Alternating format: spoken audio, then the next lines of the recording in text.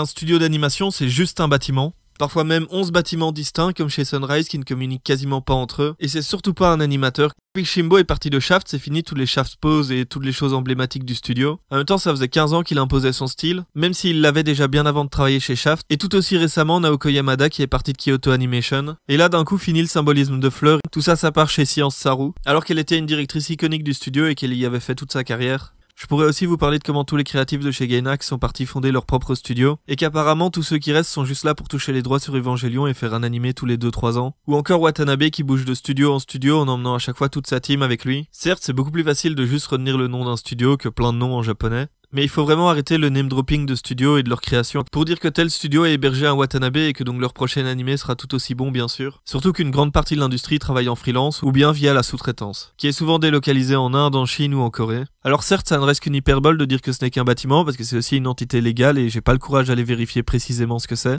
Mais